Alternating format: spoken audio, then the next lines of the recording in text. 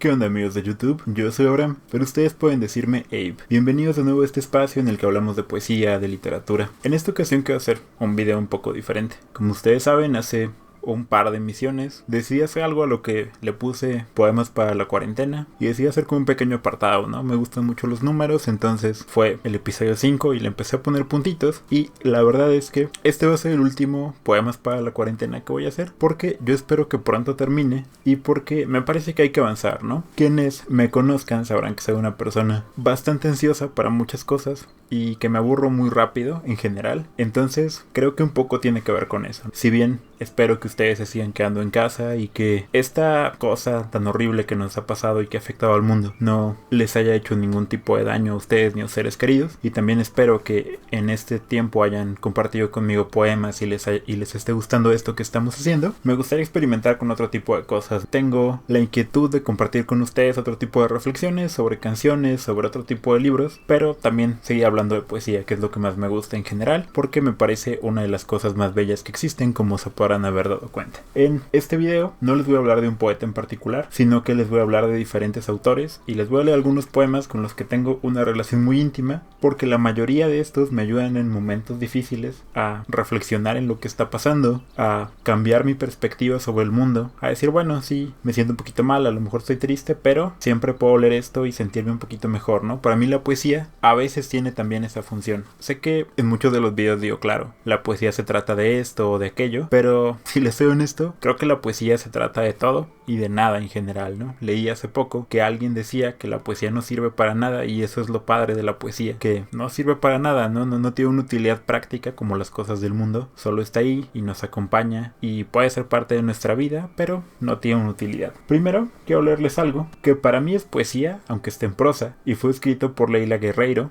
una cronista argentina que me parece maravillosa y habla un poco de este sentimiento que todos hemos tenido, creo, en esta cuarentena, acerca del posible fin de las cosas, ¿no? Es un texto que se publicó en un periódico, en internet, y se me hace muy fuerte este fragmento y se los quiero leer. Antes de que todo esto se termine, antes de que cierren la casa y vendan los muebles y regalen los libros, antes de que se repartan los cosméticos y los zapatos, antes de que arrojen las cacerolas a la basura, antes de que vacíen las alacenas, de que se lleven las especias, los fideos, antes de que se terminen los días felices y las tardes de domingo, antes de la última de las madrugadas, antes del final de la angustia, antes de que se acabe el sexo sin amor y el amor sin sexo, antes de que la ropa se pudre en los placares, antes de que descuelguen los cuadros y cubran los sillones con lienzos y cierren las ventanas para siempre, antes de que se quemen las fotos, antes de que se resequen los felpudos, de que se oxiden las cortinas en sus rieles, antes de que se terminen la curiosidad, los huesos, el hígado y las córneas, antes de que se sequen todas las plantas del balcón, antes de que no haya más nieve, ni colores, ni trópicos,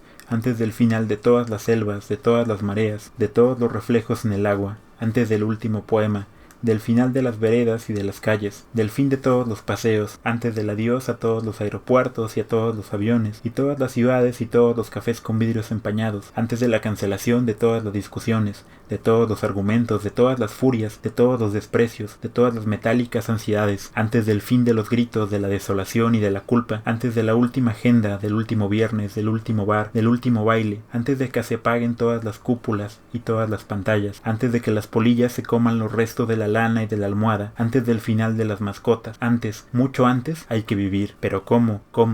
Qué admirable el que no piensa, la vida huye cuando ve un relámpago, escribió Basho. Admirables los que están en el tiempo sin pensar en él. Este texto de Leila Guerreiro me gusta mucho porque me parece una gran forma de afrontar esta ansiedad que a veces tenemos, ¿no? Muchas veces pensamos que las cosas se van a acabar y nos preocupamos. Decimos, bueno, ¿qué voy a hacer? ¿Cómo voy a vivir? ¿De qué manera enfrento todo esto? Y creo que muchas veces la solución está en esa respuesta que termina diciendo Leila Guerreiro con el poema de Basho. Qué admirable el que no piensa, la vida huye cuando ve un relámpago. Otro poema que me gusta mucho, en un sentido quizás más negativo porque es un poco triste, pero me genera ese efecto, como decía Cerati, pones canciones tristes para sentirte mejor, es de Fabián Casas, un escritor que me parece brutal, ¿no? Del que vamos a estar hablando más adelante, pero les quiero leer este texto suyo, cortito, pero que estoy seguro que les va a volar la cabeza. El poema se llama Sin llaves y a oscuras. Era uno de esos días en que todo sale bien. Había limpiado la casa y escrito 2 o 3 poemas que me gustaban. No pedía más. Entonces salí al pasillo para tirar la basura, y atrás de mí, por una correntada, la puerta se cerró. Quedé sin llaves y a oscuras, sintiendo las voces de los vecinos a través de sus puertas. Es transitorio, me dije, pero así también puede ser la muerte. Un pasillo a oscuras, una puerta cerrada con la llave adentro, la basura en la mano. Es un poema interesante, ¿no? Ese giro de tuerca. Porque a veces también así es la vida, ¿no? Estamos bien, todo parece ir saliendo de maravilla y de repente, pum, algo, ¿no? Que se descontrola, de repente las cosas se van y entonces ahí está el pensamiento poético, ¿no? En ese observar nuestra propia desgracia, reírnos un poquito de ella y encontrar cierta belleza en esas cosas que nos pasan también. Otro poema que me gusta mucho y que quiero compartir con ustedes es, además de un poeta con el que tengo una relación muy especial porque en muchas formas gracias a él yo escribo poesía, es de Roberto Fernández Retamar, un cubano que fue dirigente de la Casa de las Américas muchos años y es, creo que uno de los escritores más interesantes, ¿no? Tiene un concierto con Silvio Rodríguez que es muy bonito, les voy a poner el link para que lo chequen y se den chance de escuchar su poesía que es muy bella, y les voy a leer este poema corto suyo que me destruye. Los pasos breves, la puerta rápida, las telas cayendo como hojas de una flor suave, real, las palabras perdidas, la hora que vuelve, que se detiene junto a los grandes pétalos por tierra. ¿Lo he perdido todo? ¿O debo decir que lo he tenido?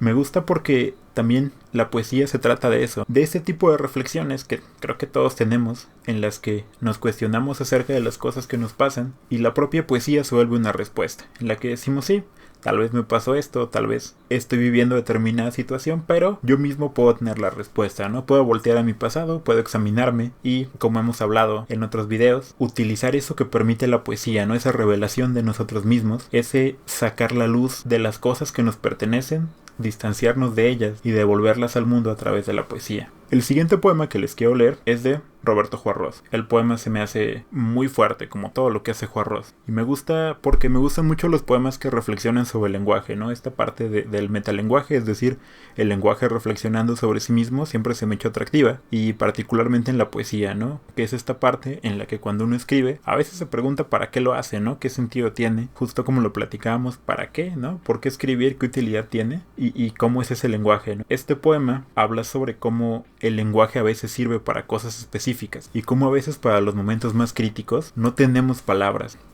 No tenemos un lenguaje para los finales, para la caída del amor, para los concentrados laberintos de la agonía, para el amordazado escándalo de los hundimientos irrevocables. ¿Cómo decir a quien nos abandona o a quien abandonamos que agregar otra ausencia a la ausencia es ahogar todos los nombres y levantar un muro alrededor de cada imagen? ¿Cómo hacer señas a quien muere cuando todos los gestos se han secado? Las distancias se confunden en un caos imprevisto, las proximidades se derrumban como pájaros enfermos y el tallo del dolor se quiebra como lanzadera de un telar descompuesto. ¿O cómo hablar cada uno a sí mismo cuando nada, cuando nadie ya habla, cuando las estrellas y los rostros son secreciones neutras de un mundo que ha perdido su memoria de un mundo? Quizá un lenguaje para los finales exija la totalidad abolición de otros lenguajes, la imperturbable síntesis de las tierras arrasadas, o tal vez crea un habla de intersticios que reúna los mínimos espacios entreverados entre el silencio y la palabra y las ignotas partículas sin codicia. Finalmente quiero dejarlos con un poema de Miguel Guardia que habla acerca de cierto tipo de cierres, ¿no? Como este video, que a veces hay que dejar cosas atrás, dejarlas ir. Eso no significa olvidarlas, solo significa que ya se convierte en algo distinto.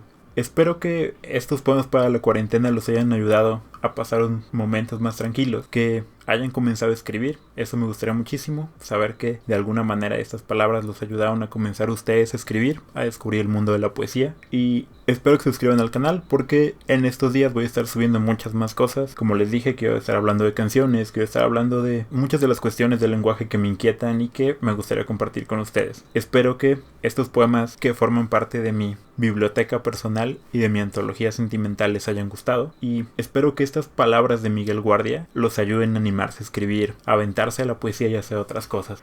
Pasarán los días interminables, aquellos que transcurrieron minuto a minuto y a cuyo fin creíamos no llegar jamás, y los años, de los que apenas queda una fecha en las fotografías de borde doblado que nos hará reír con un poco de rebelde tristeza en la mirada, y las mujeres que quisimos entrañablemente, y aquellas otras que no retuvimos junto a nosotros porque su ternura parecía demasiado firme. Todos, pero solamente los blandos de corazón, los que guardamos flores y cabellos en los libros, buscarán la casa de sus juegos infantiles, y solo ellos, ante las piedras de las grises paredes derruidas, ante los vidrios rotos y la herradumbre y el polvo y la humedad sin fin, pensarán que ya es tiempo de ponerse a escribir la mitad del último poema. Y recuerden amigos, para los que están armados, escribo. Adiós.